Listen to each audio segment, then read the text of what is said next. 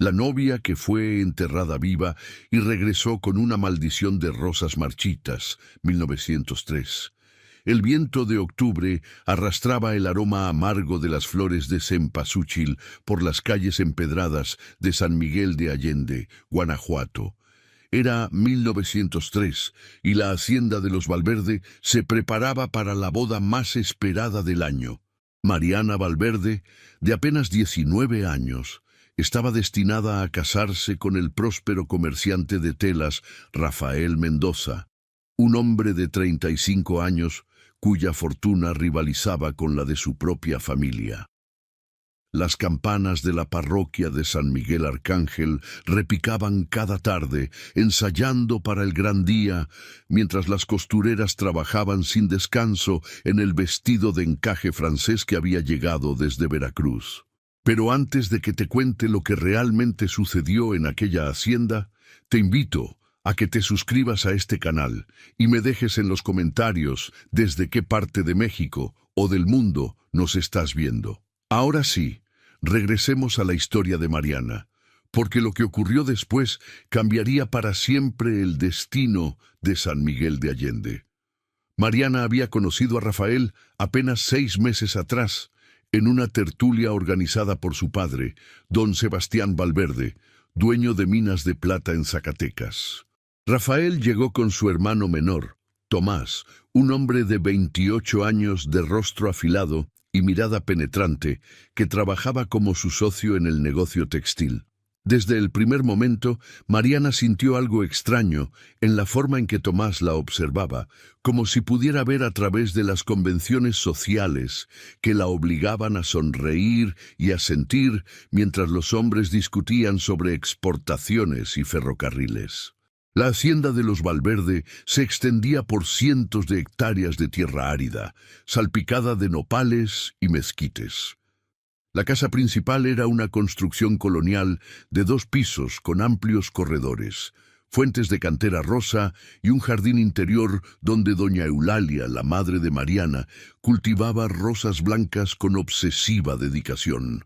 Esas rosas eran el orgullo de la familia, traídas originalmente de España por el bisabuelo de Mariana, y crecían exuberantes a pesar del clima seco gracias a un sistema de riego que don Sebastián había mandado construir.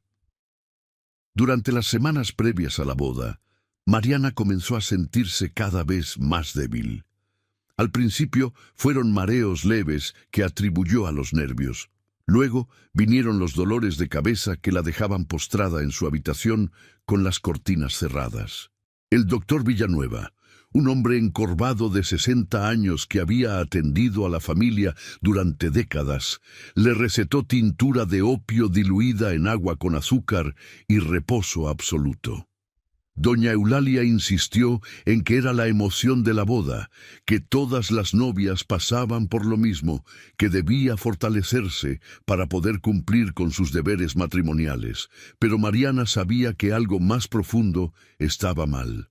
Sus sueños se habían vuelto oscuros y vividos, poblados de imágenes de tierra húmeda y raíces que se enroscaban alrededor de su garganta. Despertaba en las madrugadas con la sensación de no poder respirar, con las sábanas empapadas en sudor frío y el corazón latiéndole tan fuerte que temía que fuera a salirse de su pecho. Una noche, 3 días antes de la boda, despertó convencida de que había alguien parado junto a su cama, una figura oscura que olía a tierra recién removida y flores marchitas. Rafael visitaba la hacienda cada 2 días, siempre acompañado de Tomás, quien permanecía en silencio durante las conversaciones, pero cuya mirada seguía cada movimiento de Mariana. En una de esas visitas, mientras Rafael y don Sebastián discutían los detalles del contrato matrimonial en el despacho, Tomás encontró a Mariana en el jardín, cortando rosas blancas para adornar el altar de su habitación. Ella llevaba un vestido de muselina color crema y su cabello negro recogido en un moño suelto. El sol de la tarde le daba un aspecto etéreo, casi fantasmal. ¿Le teme al matrimonio?, preguntó Tomás de repente, acercándose sin hacer ruido por el sendero de grava. Mariana se sobresaltó, dejando caer las tijeras de podar. No debería estar aquí, don Tomás. No es apropiado. Muchas cosas no son apropiadas, respondió él, recogiendo las tijeras y entregándoselas. Como el hecho de que usted no desea casarse con mi hermano. El rostro de Mariana se encendió. No sé de qué habla. Rafael es un buen hombre. Lo es, asintió Tomás. Pero usted no lo ama. Lo veo en sus ojos cada vez que él entra a una habitación. Hay miedo allí, no alegría. Mariana quiso protestar, pero las palabras se le atascaron en la garganta. Era cierto. Rafael era correcto, educado, próspero, todo lo que una familia como la suya podía desear.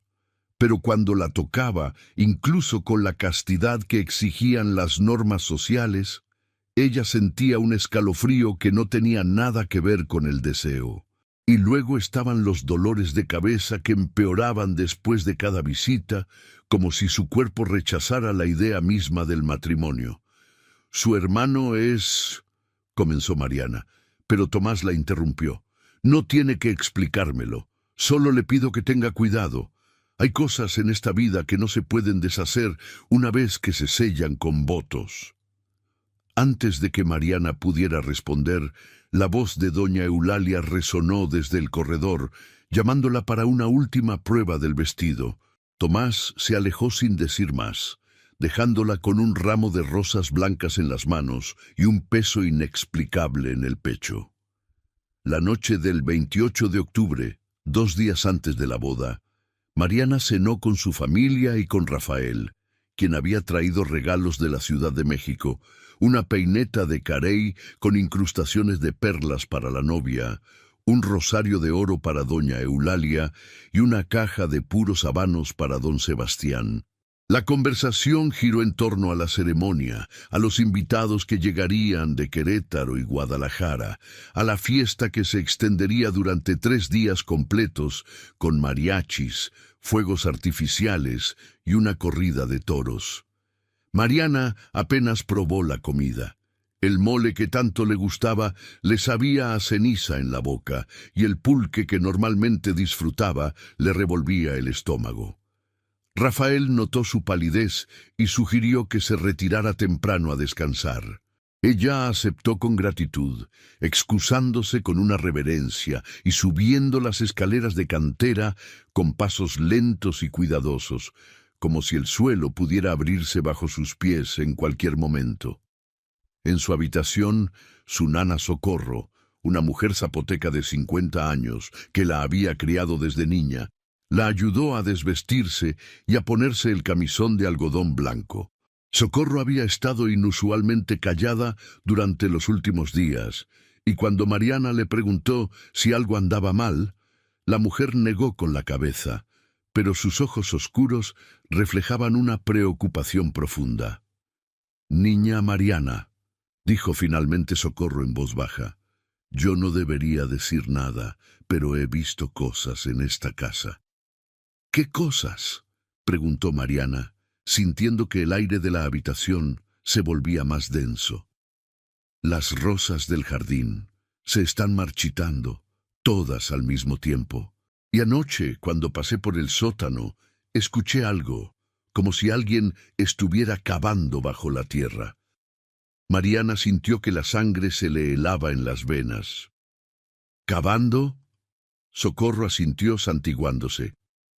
«Mi abuela era curandera en Oaxaca. Ella decía que cuando las flores mueren sin razón es porque la tierra está hambrienta, está esperando algo». Antes de que Mariana pudiera responder, un dolor agudo le atravesó la cabeza, tan intenso que tuvo que agarrarse del poste de la cama para no caer. Socorro corrió a ayudarla guiándola hasta el colchón y colocándole paños fríos en la frente.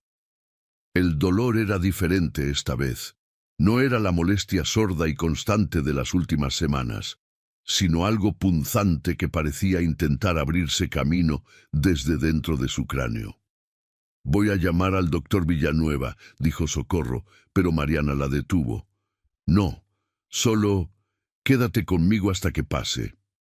Socorro se sentó junto a ella, murmurando oraciones en zapoteco mientras acariciaba el cabello de Mariana.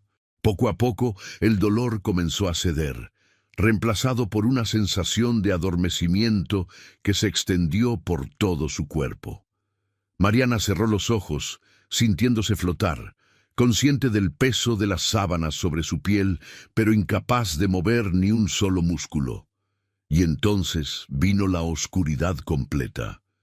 Cuando Mariana despertó, o creyó despertar, estaba en su habitación, pero todo estaba bañado en una luz grisácea y fría. Socorro ya no estaba. La puerta estaba entreabierta y del corredor llegaba un olor a tierra mojada y flores podridas. Con un esfuerzo sobrehumano, Mariana logró sentarse en la cama. Cada movimiento le costaba, como si su cuerpo pesara el doble de lo normal.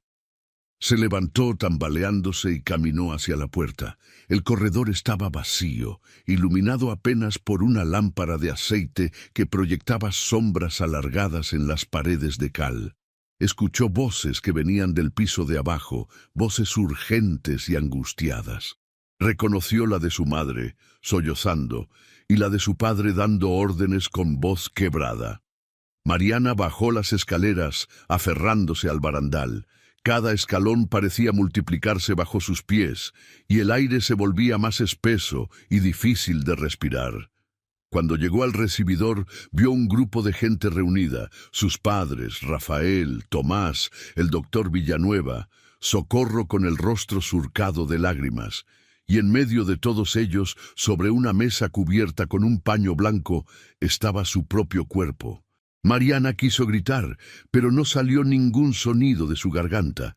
Se acercó, incapaz de apartar la mirada de su propia cara lívida, de sus labios azulados, de sus manos cruzadas sobre el pecho, sosteniendo un crucifijo de plata. Estaba muerta, o al menos ellos creían que estaba muerta. Fue su corazón, decía el doctor Villanueva con voz cansada. Ha estado débil durante semanas. El estrés de la boda fue demasiado para ella.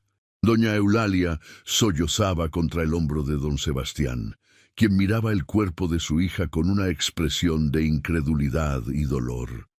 Rafael permanecía apartado, con el rostro pétreo, mientras Tomás se había arrodillado junto a la mesa y sostenía una de las manos inertes de Mariana. «No puede ser», murmuraba Tomás. Ella estaba bien esta tarde, estaba viva. Mariana intentó tocarlo, gritar que estaba allí, que podía escucharlos, pero su mano atravesó el hombro de Tomás como si fuera humo. El pánico se apoderó de ella.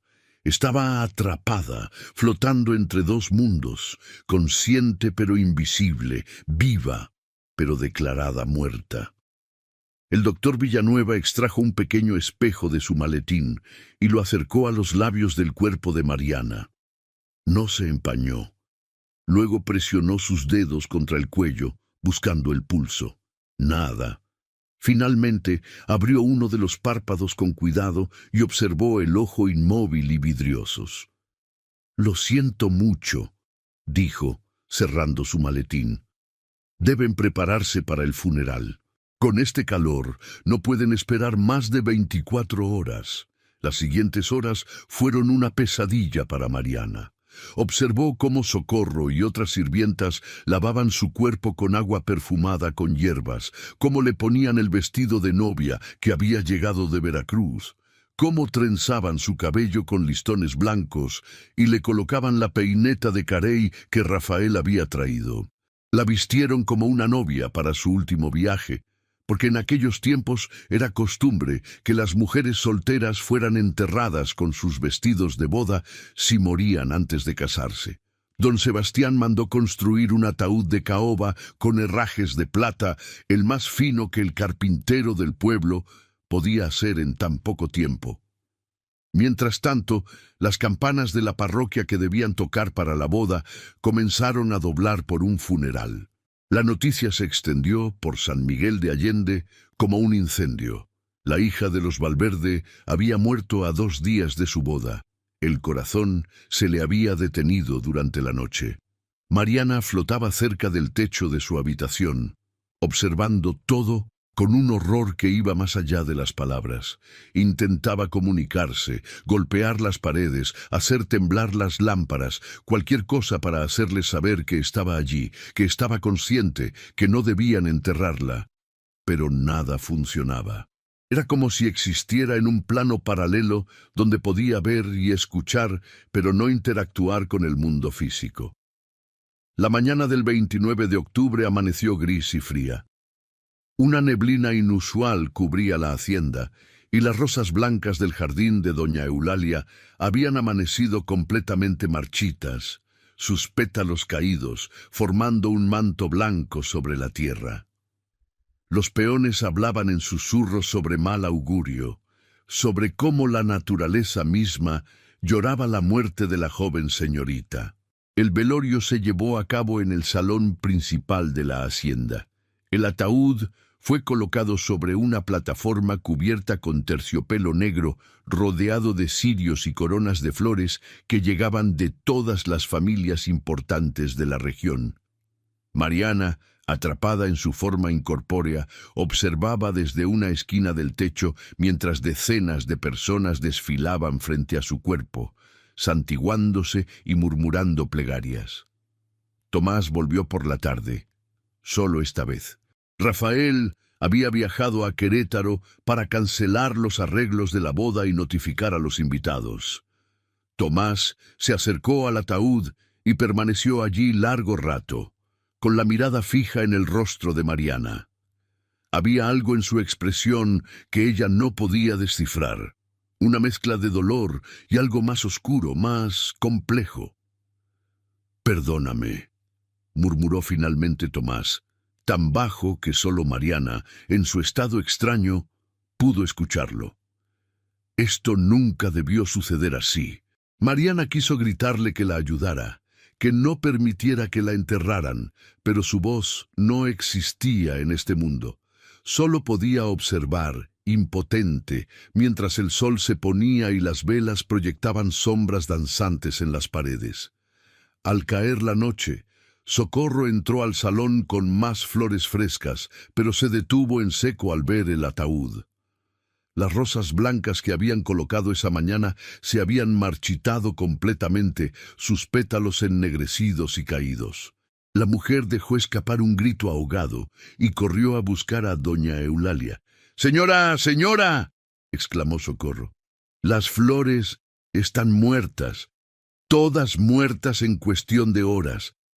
Doña Eulalia entró al salón, seguida por don Sebastián y varios sirvientes.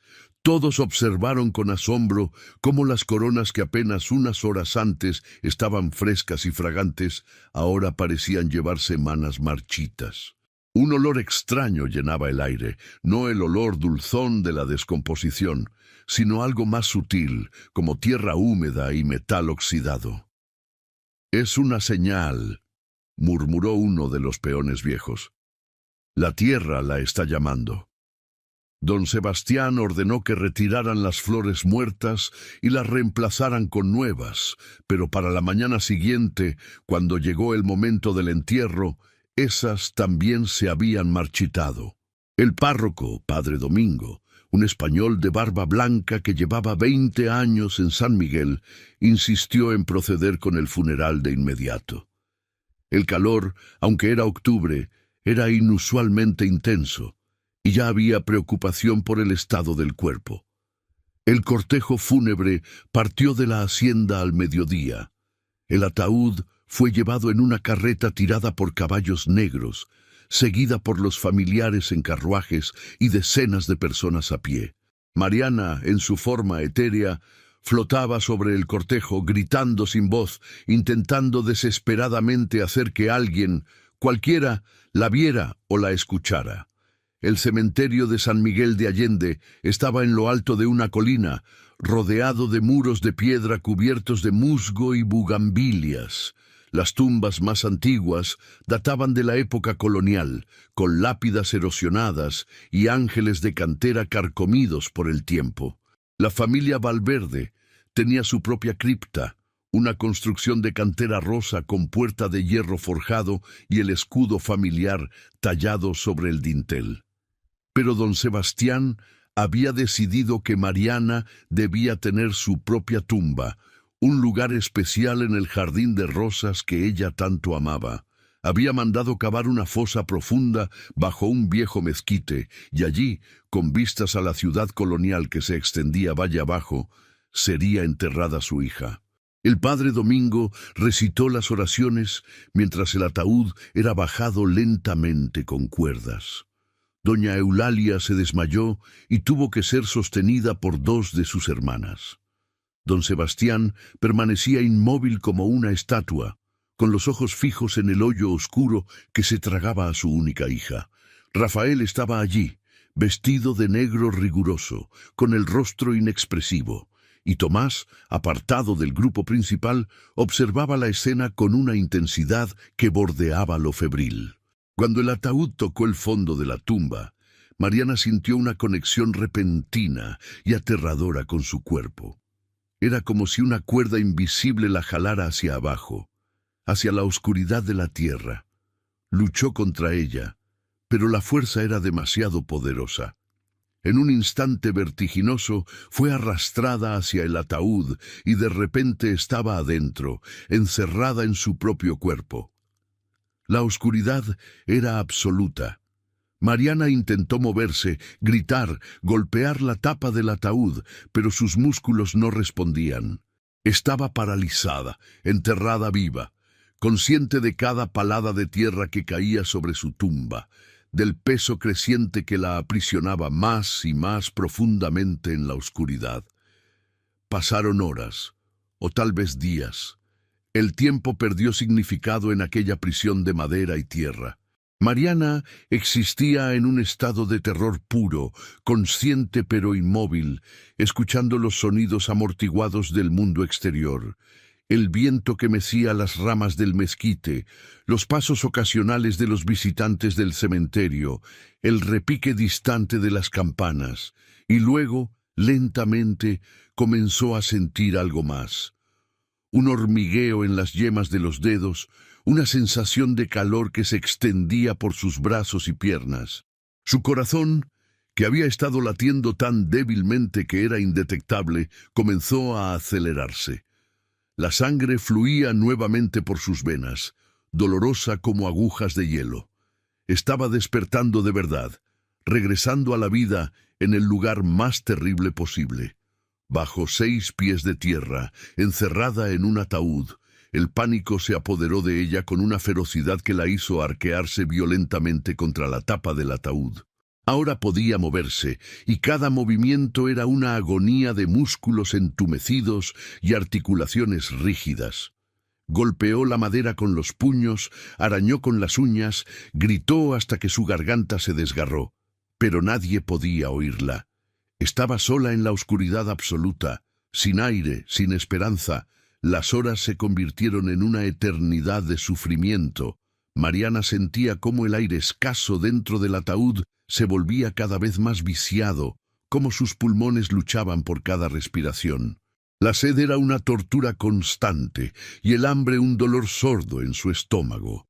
Pero peor que todo eso era el conocimiento de que iba a morir allí de verdad, esta vez sin posibilidad de error, y que nadie sabría jamás que había estado viva cuando la enterraron. En medio de su desesperación, Mariana comenzó a sentir otra cosa: rabia, una rabia tan profunda y negra como la tierra que la aprisionaba. Rabia contra el doctor que la había declarado muerta, contra sus padres que no habían esperado, contra Rafael y sus planes matrimoniales que habían provocado su enfermedad, contra un mundo que había decidido su destino sin preguntarle. Y en esa rabia, en esa oscuridad absoluta, algo comenzó a cambiar.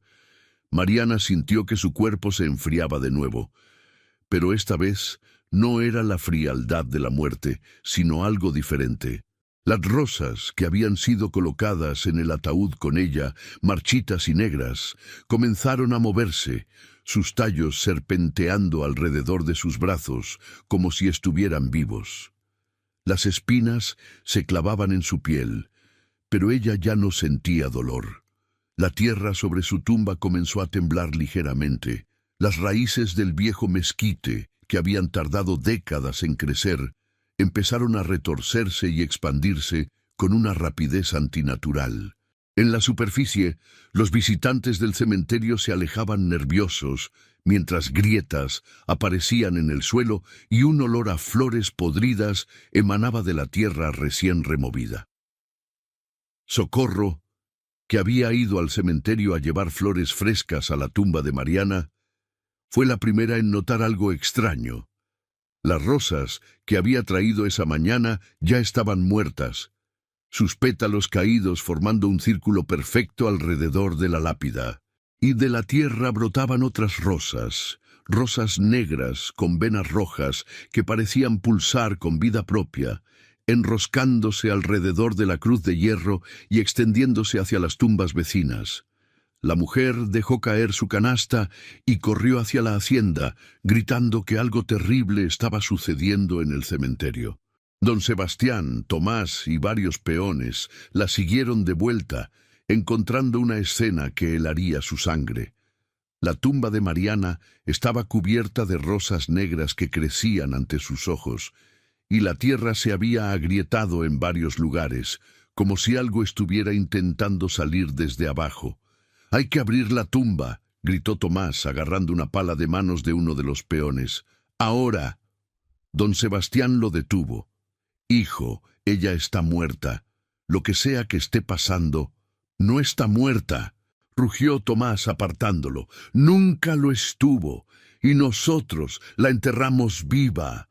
Los peones comenzaron a cavar frenéticamente, arrancando las rosas negras que parecían luchar contra ellos, sus espinas rasgando la piel expuesta y dejando cortes que sangraban más de lo normal.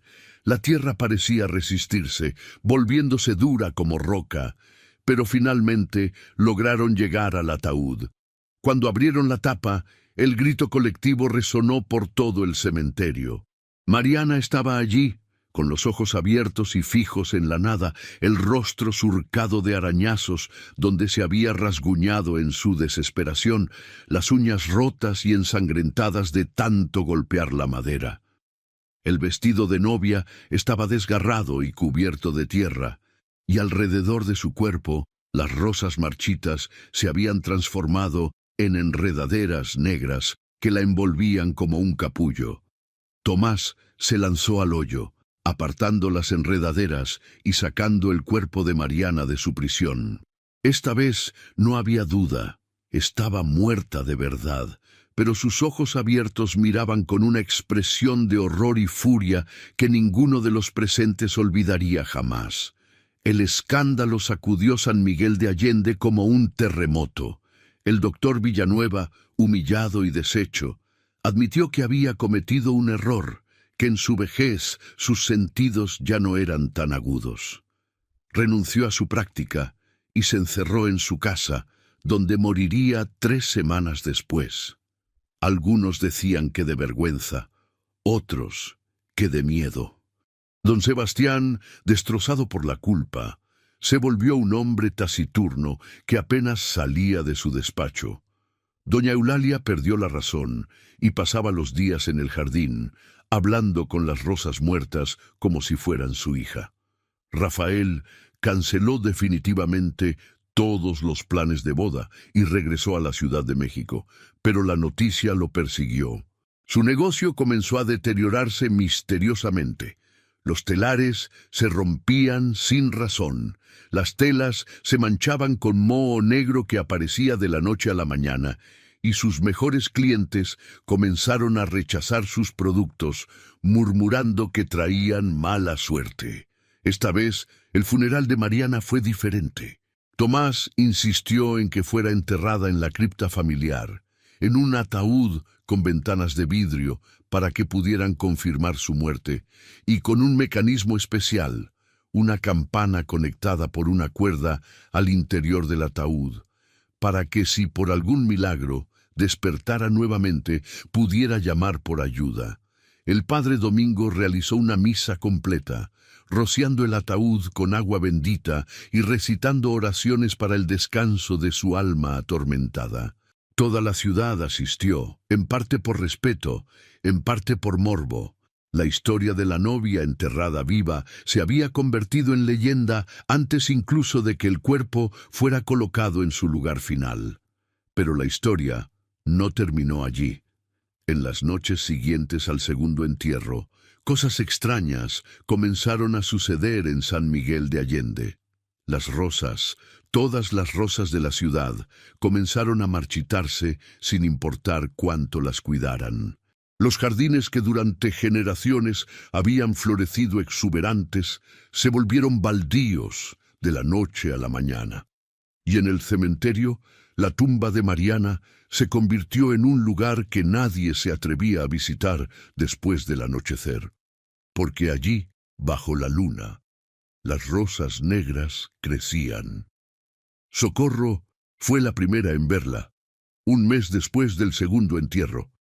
La mujer había ido al cementerio al amanecer, cuando la niebla aún cubría las colinas, para llevar flores a la tumba de su niña.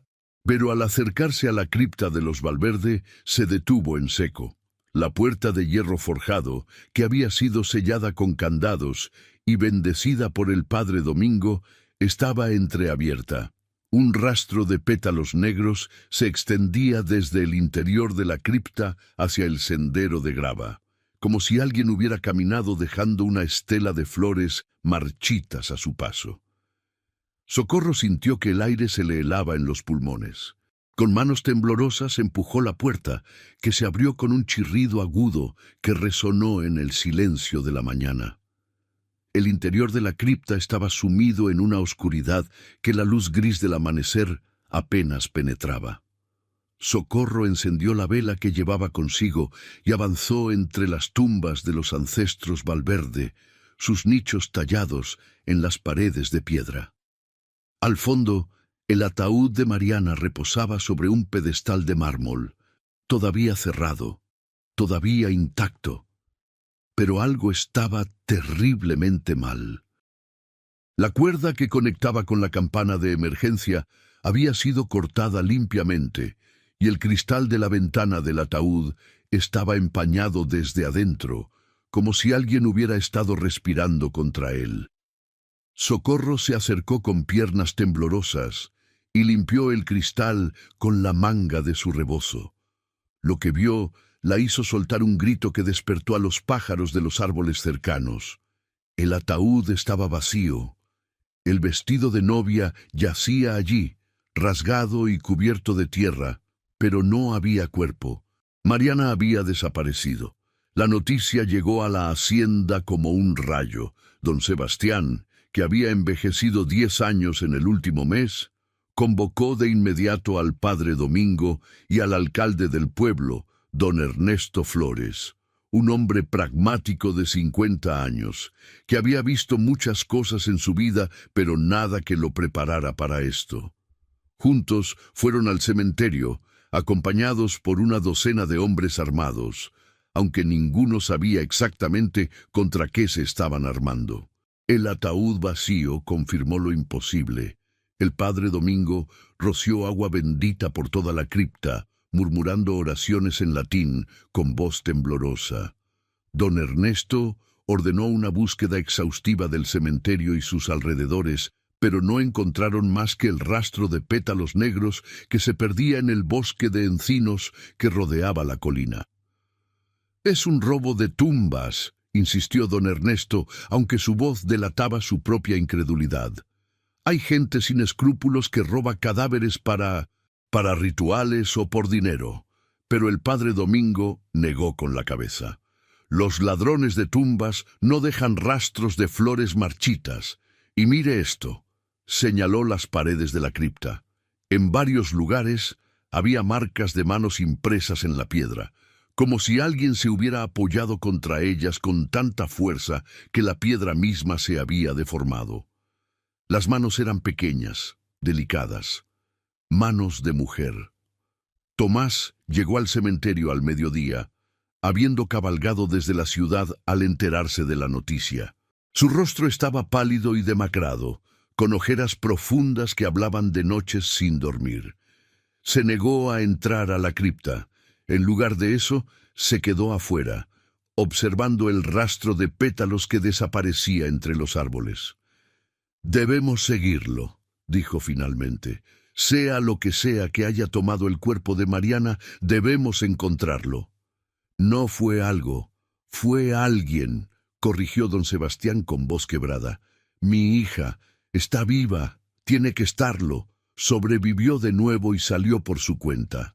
El padre Domingo se santiguó. Don Sebastián, con todo respeto, lo que salió de esa cripta no es su hija, al menos no completamente. Cuando alguien sufre lo que Mariana sufrió, cuando muere y regresa, algo cambia, el alma queda marcada. «¿Está diciendo que mi hija es un demonio?», rugió don Sebastián, agarrando al sacerdote por las vestiduras. «Estoy diciendo que ya no es solo su hija», respondió el padre Domingo con calma. «Es algo más, algo que nació de su sufrimiento y su rabia». Organizaron una partida de búsqueda. 20 hombres armados con rifles, machetes y antorchas siguieron el rastro de pétalos negros hacia el bosque. Tomás insistió en ir al frente, con Socorro a su lado, quien conocía esos bosques mejor que nadie por haberlos recorrido durante años recolectando hierbas medicinales. El rastro los llevó a través de encinos retorcidos y barrancos pedregosos, siempre descendiendo hacia el arroyo que marcaba el límite norte de las tierras Valverde. El sol comenzaba a ponerse cuando llegaron a una cueva oculta tras una cortina de helechos y hiedra.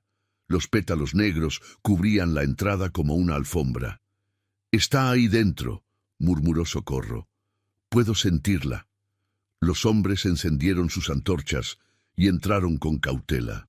La cueva era más profunda de lo que parecía desde fuera, con túneles naturales que se adentraban en las entrañas de la colina. El aire era húmedo y frío y olía intensamente a tierra y flores podridas. Las paredes estaban cubiertas de un musgo negro que brillaba tenuemente con su propia luz fosforescente.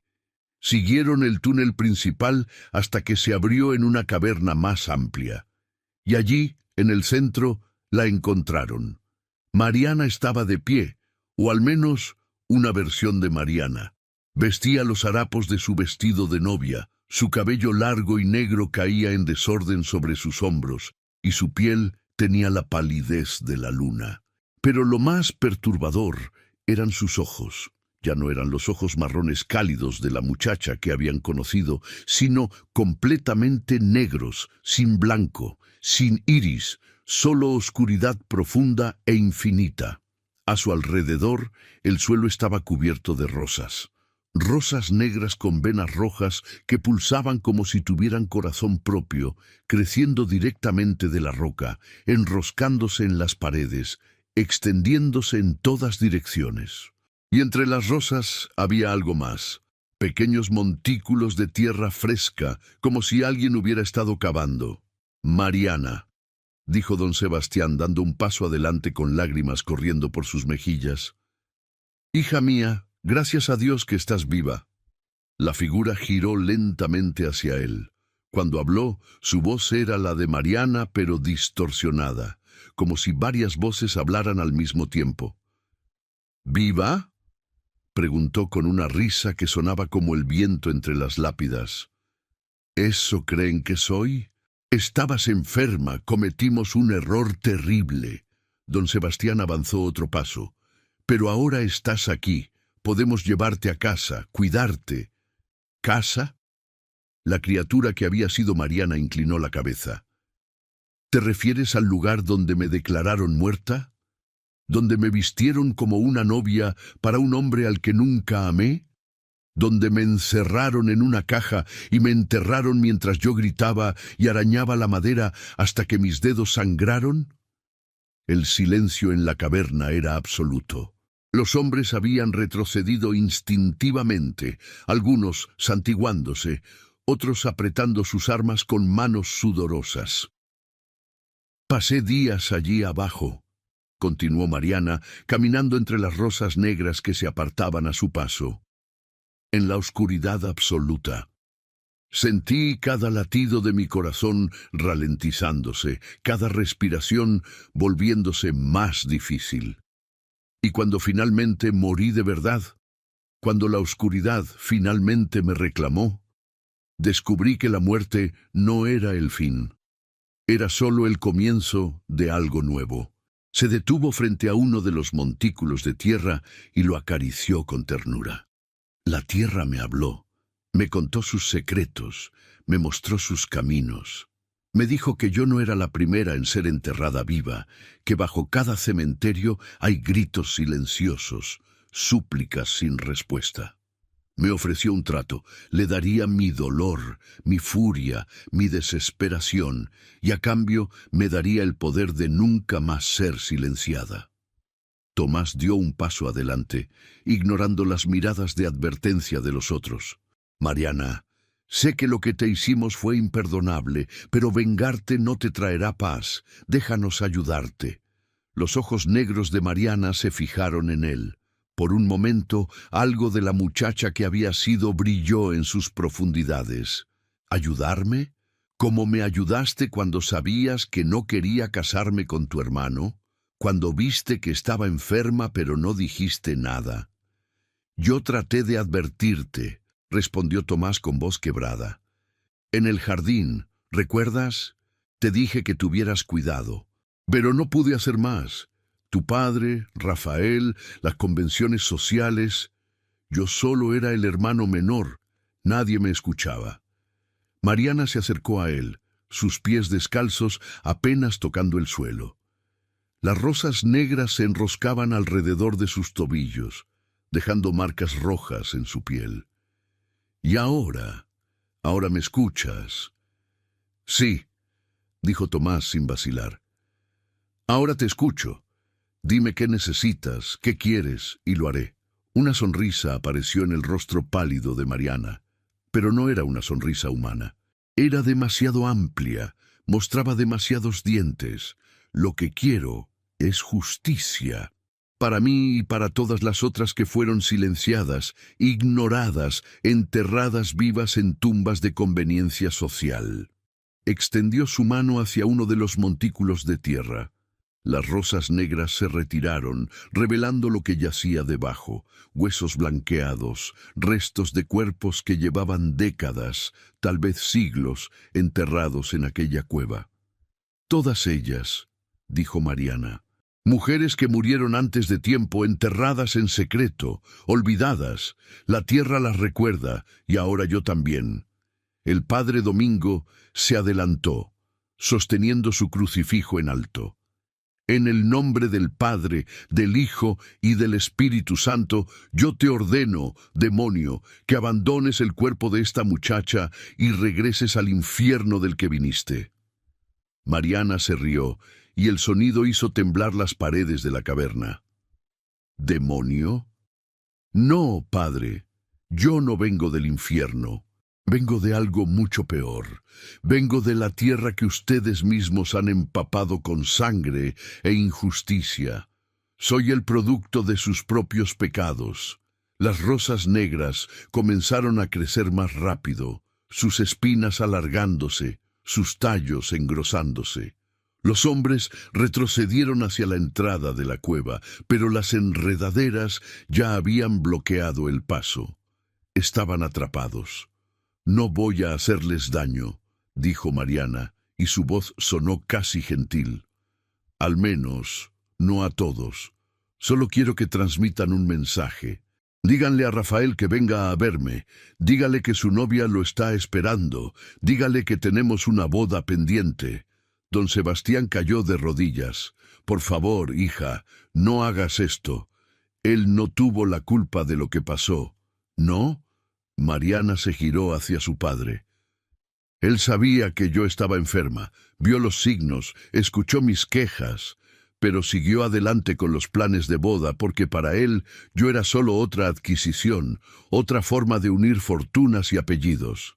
No le importaba si yo vivía o moría, siempre y cuando la transacción se completara. Socorro avanzó lentamente, con las manos extendidas, en un gesto de paz. Niña Mariana, Yo te crié desde que eras bebé. Sé que tu corazón es bueno. No dejes que la oscuridad lo consuma todo. Todavía hay luz en ti, puedo verla. Los ojos negros de Mariana parpadearon y por un instante fueron marrones de nuevo. Una lágrima, negra como tinta, rodó por su mejilla. Socorro, yo no quiero esto. No quiero ser esto. Pero el dolor, la rabia, es como un fuego que me consume desde adentro. No puedo apagarlo. Entonces déjame ayudarte.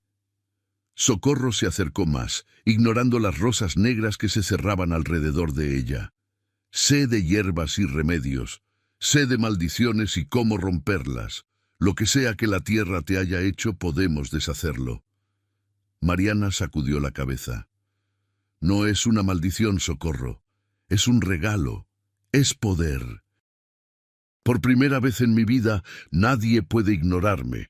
Nadie puede silenciarme. Nadie puede decidir por mí. ¿Pero a qué precio, niña? Socorro alcanzó la mano de Mariana y la sostuvo, ignorando el frío antinatural de su piel. A costa de tu humanidad, a costa de tu alma. Por un largo momento, Mariana miró las manos entrelazadas, la mano morena y cálida de Socorro, sosteniendo su propia mano pálida y fría. Las rosas negras a su alrededor temblaron, como si estuvieran indecisas. Entonces, desde la entrada de la cueva, llegó una voz. ¡Mariana! Todos se giraron. Rafael Mendoza estaba allí, empapado de lluvia. Había comenzado a llover afuera sin que nadie se diera cuenta, con el cabello pegado a la frente y los ojos desorbitados. Detrás de él, más hombres con antorchas y armas. «Vine en cuanto escuché», dijo Rafael avanzando hacia la caverna. «Vine a disculparme, a hacer las cosas bien». Mariana soltó la mano de Socorro. Su expresión se endureció y los ojos volvieron a ser completamente negros. «¿Hacer las cosas bien?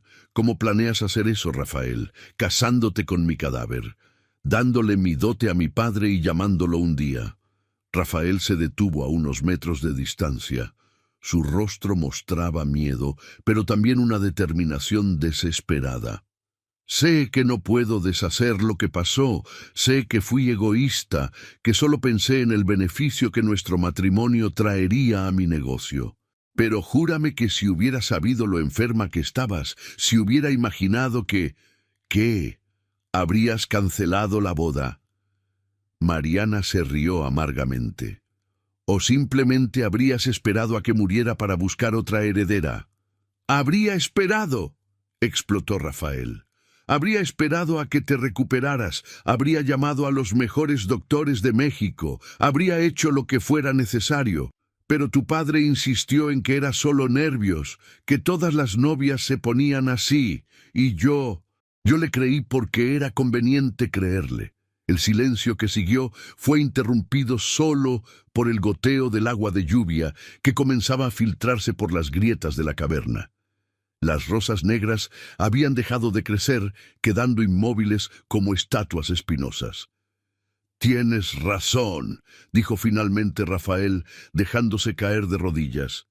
«Fui un cobarde, fui egoísta, y por mi culpa sufriste un destino peor que la muerte misma. Si hay algo que pueda hacer para compensarte, aunque sea una fracción, lo haré. Mi vida, mi fortuna, lo que sea que necesites». Mariana lo observó durante largo rato. Las emociones cruzaban su rostro como sombras, rabia, dolor, algo que podría haber sido tristeza. Finalmente habló y su voz era casi humana de nuevo. «Lo que necesito no puedes dármelo. Necesito recuperar los días que pasé en esa oscuridad. Necesito olvidar la sensación de asfixia, el terror absoluto de saber que estaba muriendo sola y olvidada. ¿Puedes darme eso?» «No», admitió Rafael, «pero puedo asegurarme de que ninguna otra mujer sufra lo mismo.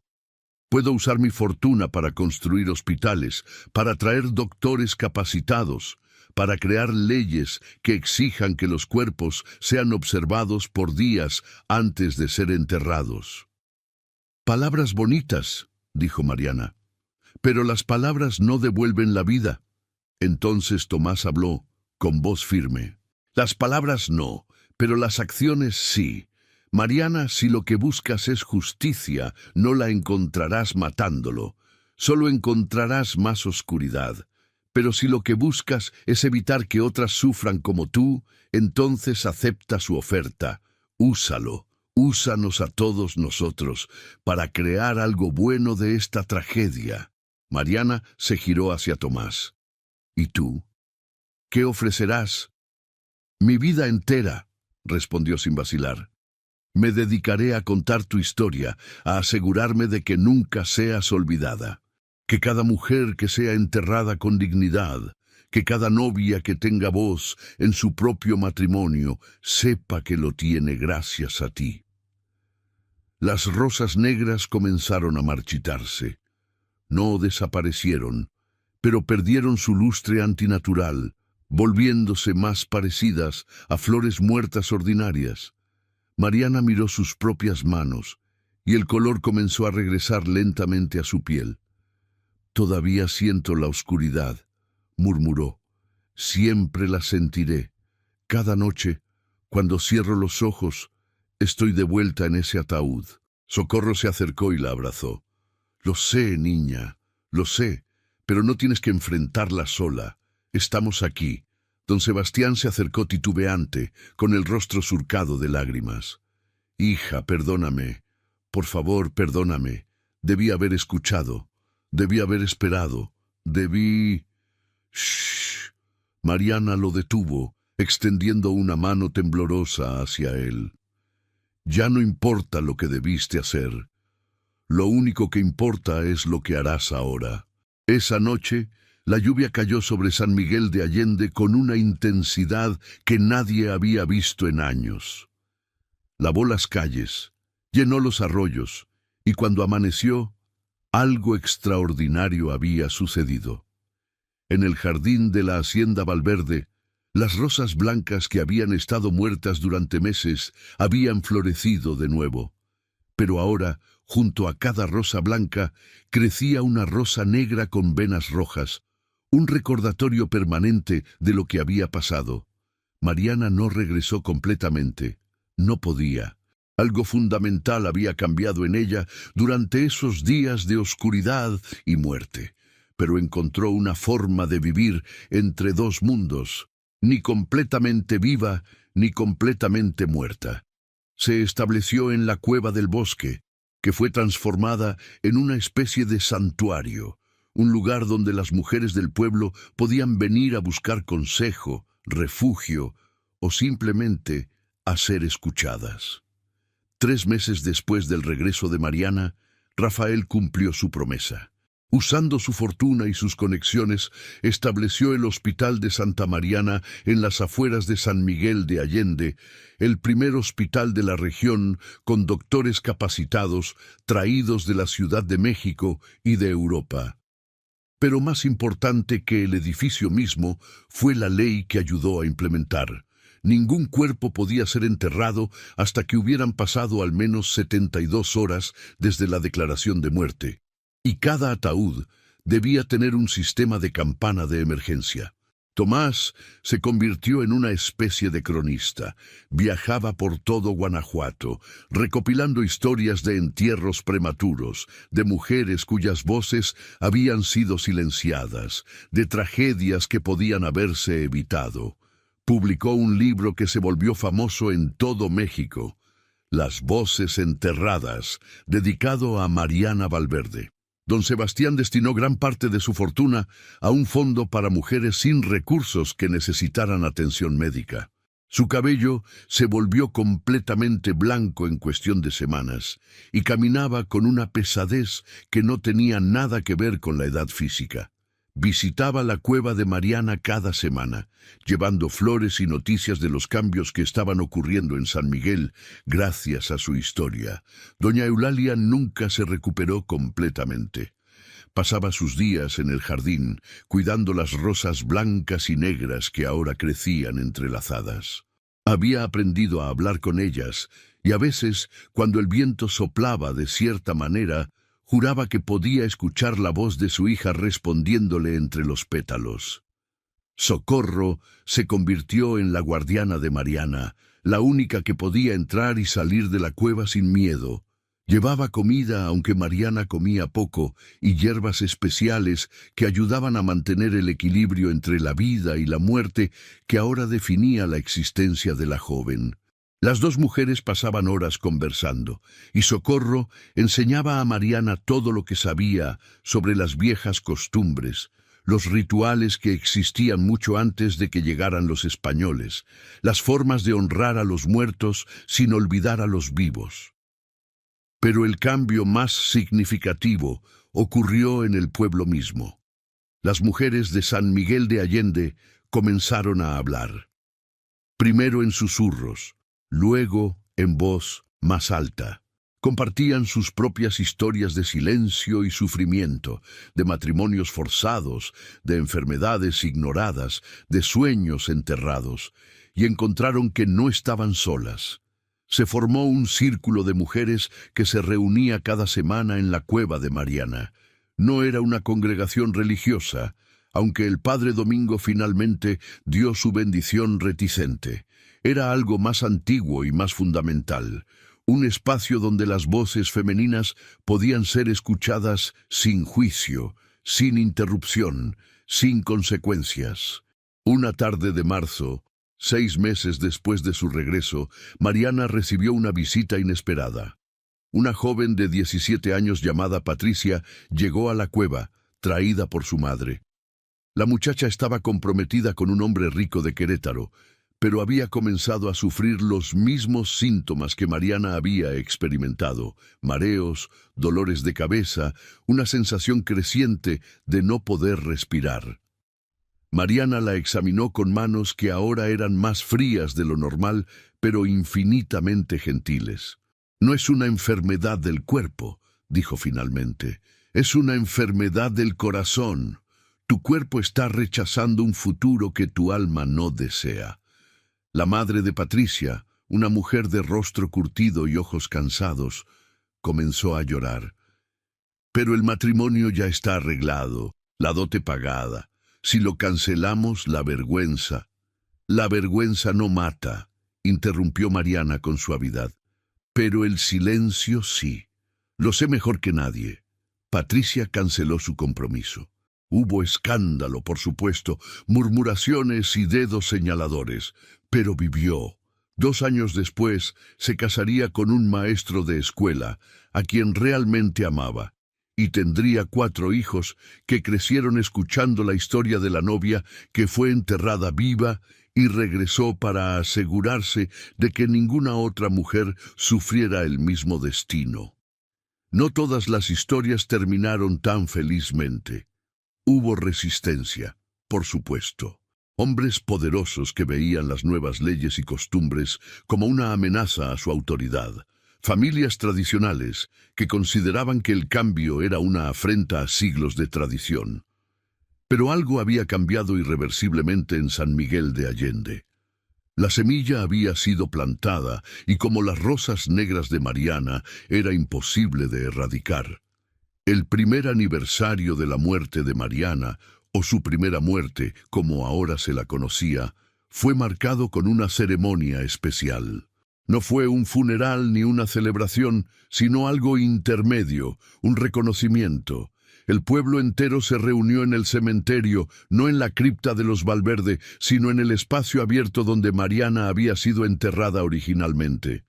Allí, bajo el viejo mezquite cuyas raíces habían ayudado a traerla de vuelta, se erigió un monumento.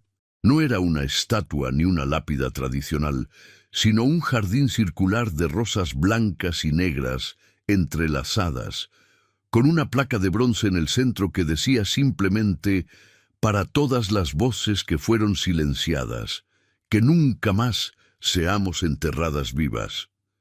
Mariana asistió a la ceremonia, aunque permaneció en las sombras, observando. Su apariencia había seguido cambiando con el tiempo. Ya no era completamente la muchacha que había sido, pero tampoco era la criatura aterradora que emergió de la tumba. Era algo intermedio, algo nuevo, un puente entre los mundos, un recordatorio viviente de que la muerte no siempre es el final, y que a veces el sufrimiento puede transformarse en algo con propósito. Tomás se acercó a ella después de la ceremonia, cuando la mayoría de la gente se había ido. Los dos permanecieron en silencio por un momento, observando las rosas que se mecían con la brisa de la tarde. ¿Te arrepientes?, preguntó finalmente Tomás. De haber regresado, de no haber dejado que la muerte te llevara completamente. Mariana consideró la pregunta. Hay noches en las que sí, admitió. Noches en las que siento el peso de la tierra sobre mí y desearía poder descansar de verdad. Pero entonces pienso en Patricia, en todas las mujeres que vienen a la cueva buscando ser escuchadas, en los cambios que están ocurriendo, y pienso que tal vez mi sufrimiento no fue en vano, que tal vez tenía que pasar por esa oscuridad para poder iluminar el camino para otras. Eres más valiente de lo que crees, dijo Tomás. No es valentía, respondió Mariana. Es terquedad. Morí 2 veces y todavía estoy aquí, negándome a ser silenciada. Si eso no es terquedad, no sé qué es. Tomás sonrió, la primera sonrisa genuina que Mariana había visto en su rostro en meses. Tu madre estaría orgullosa, tu padre también, aunque le cuesta mostrarlo. Lo sé. Mariana miró hacia la hacienda en la distancia, donde las luces comenzaban a encenderse contra el cielo del atardecer. Pero no hice esto por ellos. Lo hice por mí. Por la Mariana que murió en esa oscuridad, gritando sin que nadie la escuchara, para que su muerte significara algo. Los años pasaron. San Miguel de Allende cambió, como cambian todos los lugares, pero el jardín de rosas de Mariana permaneció. Se convirtió en un lugar de peregrinación, no solo para mujeres de Guanajuato, sino de todo México. Venían a dejar flores, a compartir sus historias, a encontrar consuelo en saber que no estaban solas en su sufrimiento. El Hospital de Santa Mariana se expandió, agregando un ala dedicada exclusivamente a la salud femenina, algo revolucionario para la época. Rafael nunca se casó, dedicando su vida y su fortuna a mantener el hospital y a promover leyes que protegieran a las mujeres. Murió a los 60 años y fue enterrado en el cementerio de San Miguel, no lejos del jardín de Mariana. En su lápida pidió que grabaran: aprendí demasiado tarde a escuchar. Tomás vivió hasta los 80, escribiendo y recopilando historias hasta el final. Su último libro, publicado póstumamente, fue una biografía completa de Mariana, basada en incontables conversaciones en la cueva del bosque. Se tituló La novia eterna y se convirtió en lectura obligatoria en las escuelas de todo México. Don Sebastián y doña Eulalia fueron enterrados juntos, bajo las rosas entrelazadas del jardín de la hacienda. En sus últimos años habían encontrado una especie de paz, dedicándose a obras de caridad y a asegurarse de que la historia de su hija fuera recordada con honestidad, sin embellecimientos ni omisiones. Socorro vivió hasta los 93 años, siendo la guardiana de la cueva hasta el final. Entrenó a otras curanderas en las viejas costumbres, en cómo mantener el equilibrio entre los mundos. Cuando finalmente murió, pacíficamente en su sueño, fue enterrada en el Jardín de Rosas, el único lugar además de la cripta Valverde que se permitía dentro del espacio sagrado. Y Mariana permaneció. Décadas después, cuando los que la habían conocido en vida ya habían muerto, ella seguía allí, en su cueva del bosque, entre sus rosas negras. Su historia se convirtió en leyenda y la leyenda en mito. Algunos decían que todavía podía vérsela en las noches de luna nueva, caminando entre las tumbas del cementerio, asegurándose de que ningún alma estuviera atrapada como lo estuvo ella. Otros afirmaban que cualquier mujer que visitara el Jardín de Rosas a medianoche y susurrara sus miedos al viento, recibiría una respuesta: un consejo llevado en el aroma de las flores marchitas. Y había quienes juraban que, en las noches más oscuras, podían escuchar el sonido de una campana de ataúd resonando desde las profundidades de la tierra, un recordatorio de que algunas historias nunca deben olvidarse. En 1950, casi 50 años después de los eventos, un grupo de antropólogos de la Universidad Nacional llegó a San Miguel de Allende para estudiar la leyenda de la novia enterrada viva. Entrevistaron a los descendientes de los que habían conocido a Mariana, estudiaron los registros del hospital y del cementerio, examinaron el jardín de rosas que seguía floreciendo contra todas las probabilidades botánicas. Una de las antropólogas, una mujer joven llamada Elena, insistió en visitar la cueva del bosque. Los lugareños le advirtieron que no fuera, que el lugar estaba encantado, que cosas malas les pasaban a los que perturbaban el descanso de Mariana. Pero Elena era científica, no creía en fantasmas ni maldiciones. Entró a la cueva con linternas y equipo de grabación. Las paredes seguían cubiertas del musgo fosforescente y rosas secas crujían bajo sus pies. Pero no había señales de ocupación reciente, ninguna evidencia de que alguien hubiera vivido allí en décadas.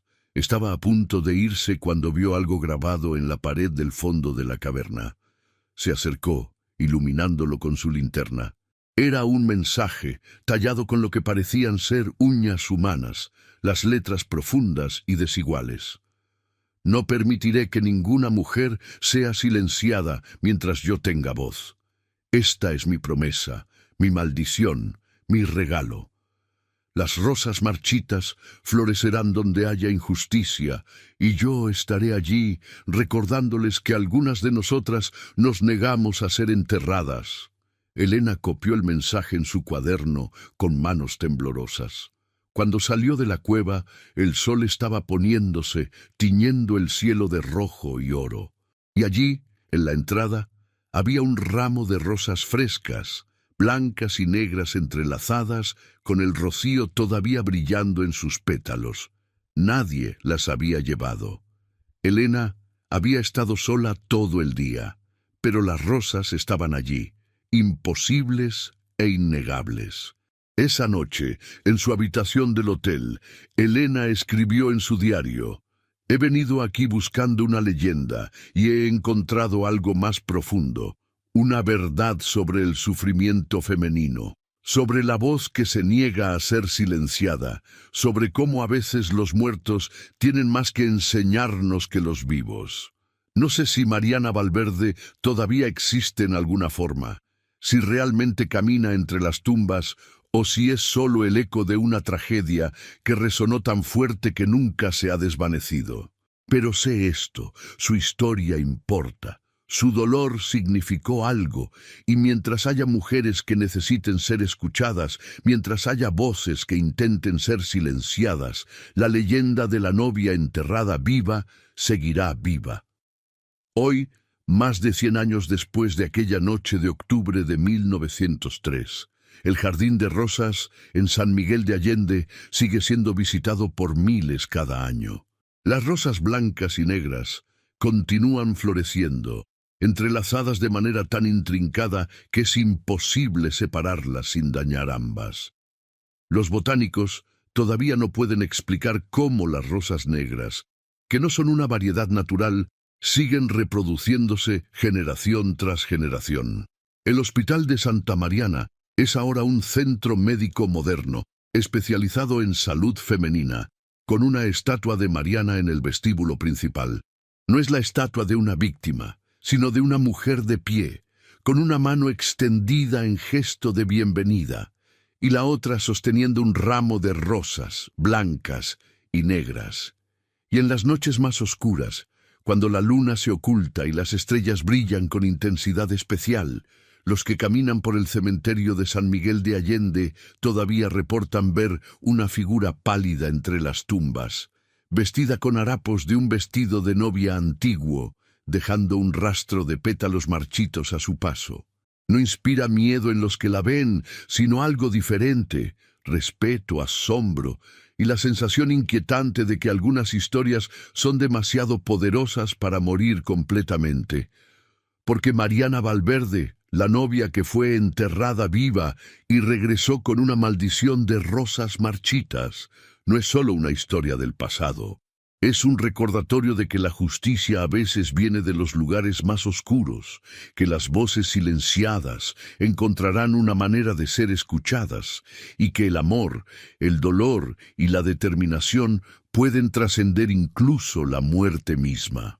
Y mientras haya rosas que marchiten sin razón, mientras haya campanas de ataúd que resuenen en la noche, mientras haya mujeres que se nieguen a ser enterradas vivas en matrimonios, en silencios, en tumbas de conveniencia social, la historia de Mariana seguirá viva, floreciendo en la oscuridad como las rosas negras que llevan su nombre, recordándonos que algunas semillas necesitan ser plantadas en tragedia para florecer en justicia.